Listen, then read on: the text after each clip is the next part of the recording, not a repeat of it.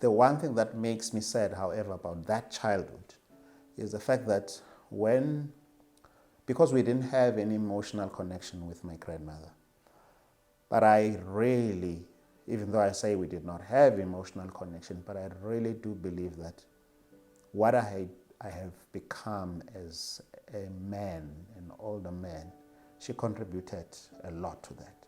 But the one thing that makes me sad is the fact that when my grandmother passed on, I did not shed a tear. There was no emotion from me where I felt bad that she had passed on. I didn't cry. I saw my father, cry. But for me, I didn't feel anything because I did not have that connection with her, that emotional connection. I just had a different connection that knows that this is my grandmother, and she probably is the toughest person that I know in the world, and therefore she taught me to be tough. She didn't teach me to be emotional and to cry, because she was always tough. In fact, every person in the area where we stayed, including men for that matter, were very scared of her, because she would throw you a stick and say, let's go, even if you were a man. That's how tough she was.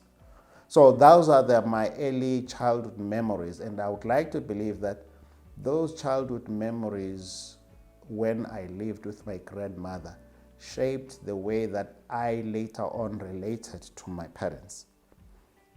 Because I became so independent in terms of thinking and also in terms of attitude, that I no longer had that thing that I want my parents around me.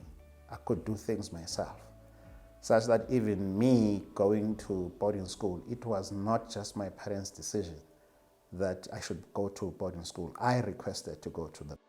The books are available online. You can order the books online on Contemporary Conversations SA. And I'd like to encourage people, let's start talking. Let's talk about these things. Let's have conversations. Let's have situations wherein we school each other. We sort of make each other grow in terms of these various topics that are sort of sensitive but bedevil our lives and also our relationships.